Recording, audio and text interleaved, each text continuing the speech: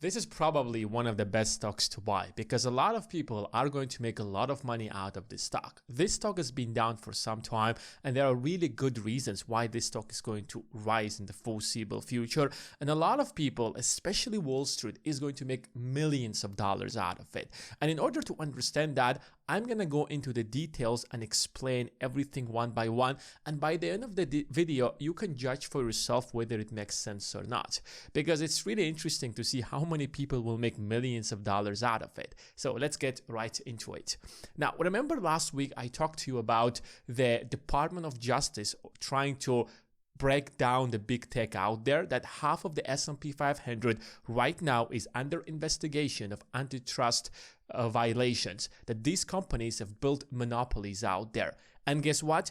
Just a couple of days ago, the Department of Justice has filed a lawsuit and demanded to break up Google, one of the largest tech companies, not just in the United States, but across the globe. And you probably have seen those headlines out there that they want to actually break it up.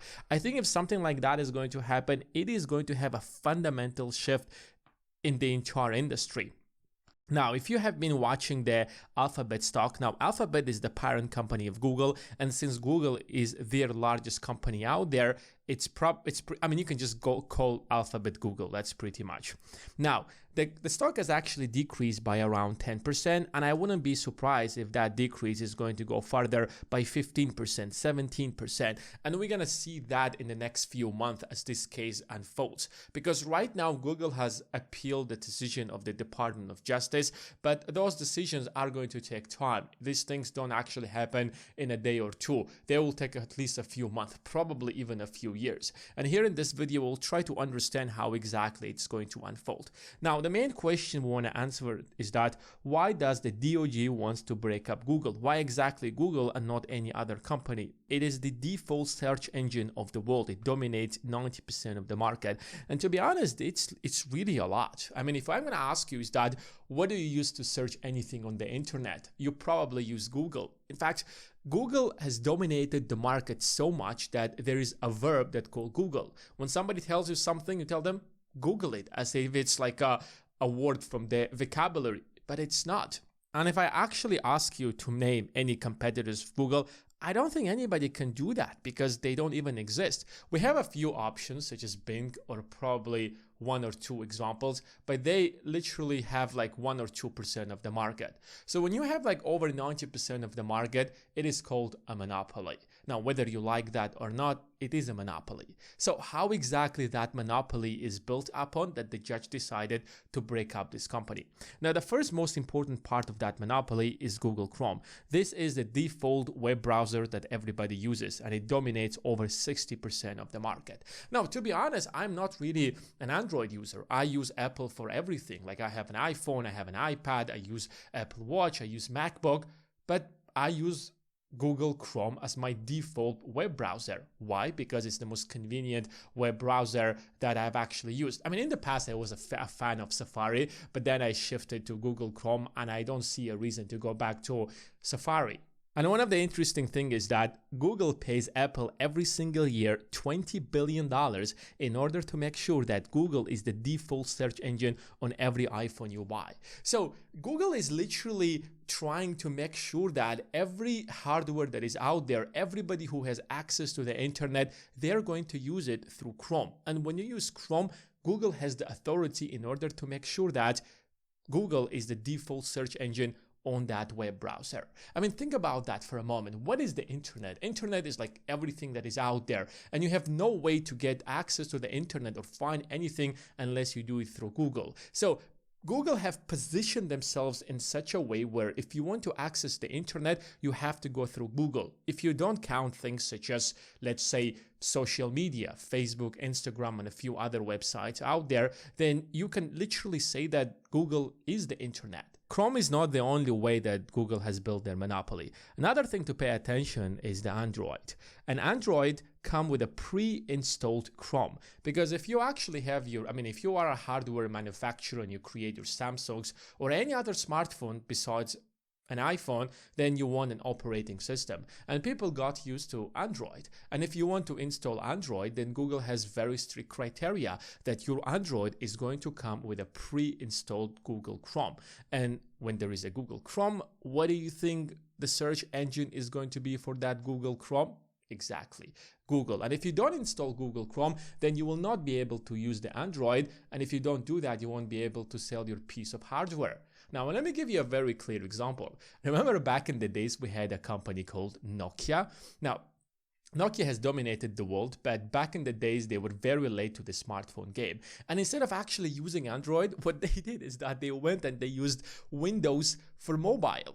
And it was an absolute disaster. Microsoft was the company that destroyed Nokia because instead of going with Android, they decided to go with Windows. And every Android phone comes with not just a pre-installed Google Chrome, but every other Google service out there. Now, another foundation upon which, or another pillar upon which Google's monopoly is based on is Google AdSense. Now, the way the way Google makes money on the internet is that they have so much data about their users and they can create targeted ads in order to sell you something. So if I'm a business, I can just put ads on Google when somebody searches, for example, for car repairs in a certain area of the world. Let's say it's London or it's New York or it's California. I can just buy ads on Google Chrome where people will see that where my shop is going to be the first thing that will come up on Google. But another way that Google actually makes money is that most of the money on the internet is made with online ads. So people sell ads. Everybody who creates content on the internet makes one way or another money by selling ads. I'm talking about the largest companies out there, not just small creators. I'm talking about Bloomberg. I'm talking about CNN. So you have so many content creators, whether they create their content about news or they create their content about movies or anything like that. So how do you connect businesses so they can sell ads on people who create content on the internet, wherever they are in the internet? For example, we have websites as Business Insider. How do you connect them? And that's where we have something called Google AdSense. So Google AdSense connect the both parties. On one side, the content creators, on the other side, the businesses. So even if you take YouTube, for example, the way that ads are placed on YouTube are through Google AdSense. And that gives Google even more data, allowing Google to understand what exactly people prefer and create more targeted ads for people. Now, that's just part of it. Another pillar of Google are all the free services that Google provides to its users. Now, I'm going to ask you is that what kind of email do you have? You probably use Gmail.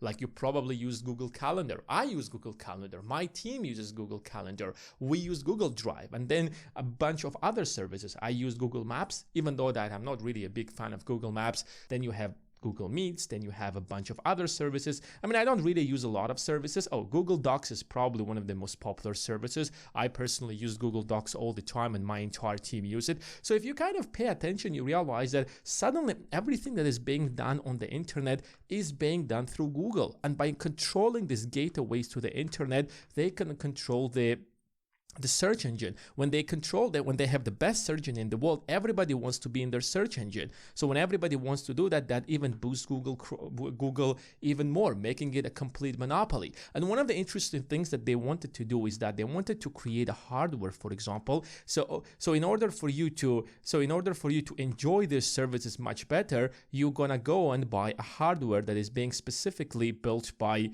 Google. And that will give it a complete monopoly. So you have Google controlling the hardware, you have Google controlling the operating system within that hardware, and then you have Google controlling all the apps and softwares that come with that Google. And then you have a complete monopoly.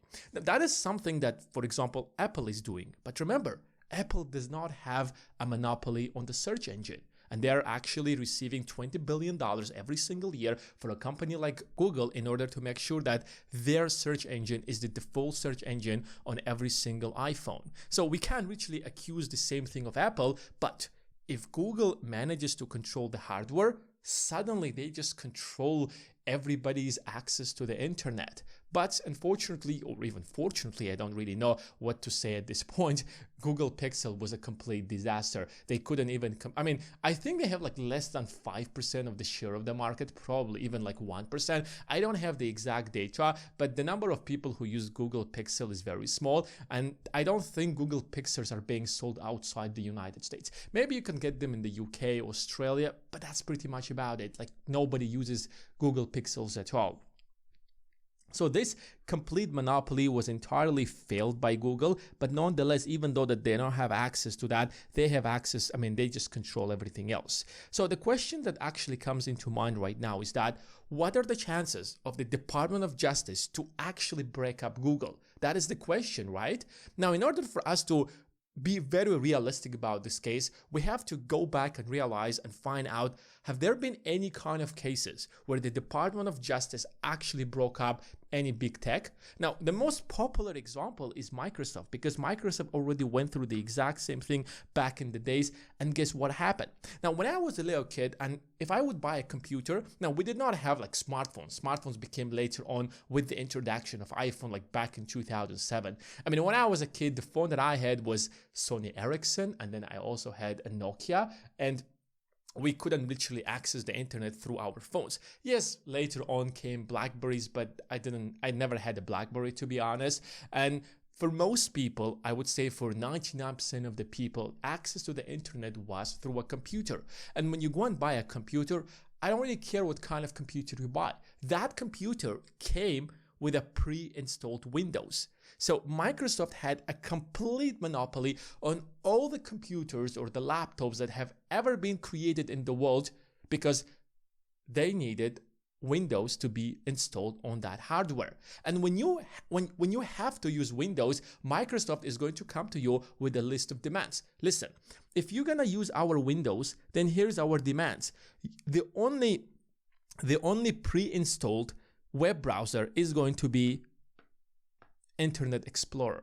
Now, to be honest, I hated Internet Explorer with all of my life. Like, every time I would use that, I would ask myself a question, is that, who on earth created Internet Explorer? Like, why? I was a little kid. I wouldn't really understand anything about the internet or the business or anything. I was like, I was a kid, so I didn't really understand anything about it. But it always worked slowly. It always was a source of viruses to my computer, and I barely understood how to actually fix it, and I always complain about it.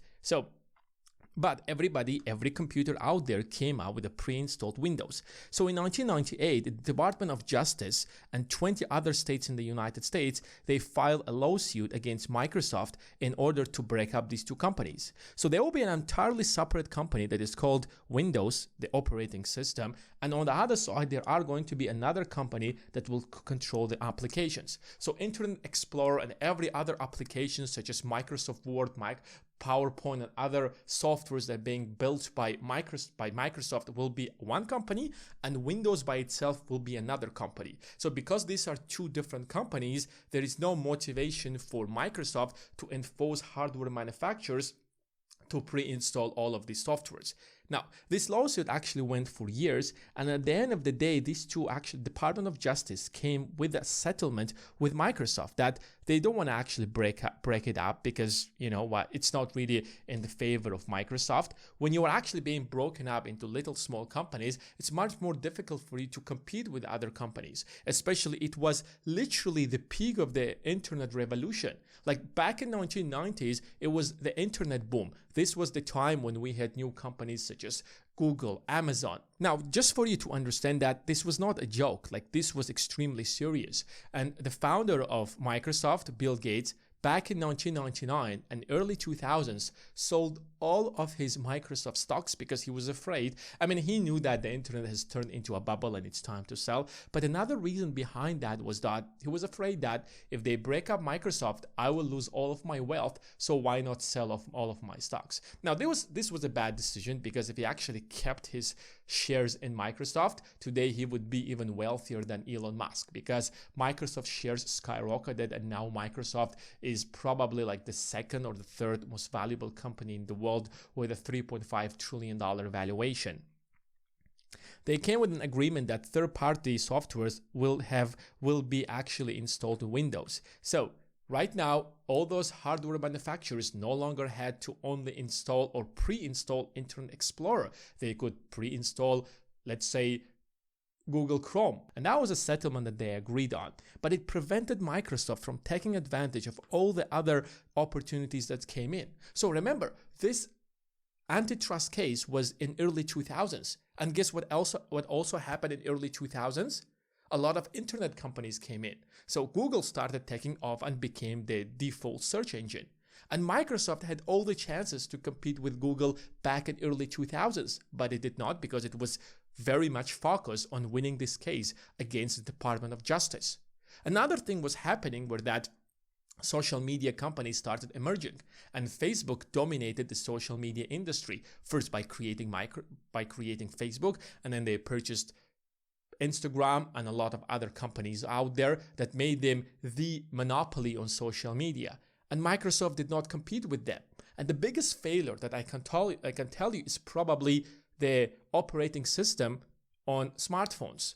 Now, you might think that if Microsoft was so successful at creating the most successful operating system for computers, why didn't they create an operating system for smartphones? They were the best position to do something like that. But because they were so distracted with the lawsuit that was happening with the Department of Justice, Google jumped in and took advantage and created the Android, or it didn't really create the Android, it actually purchased Android from someone else, and then they just made it the default search engine, the default operating system for every smartphone out there. And Microsoft stock was down back in the days by 50%.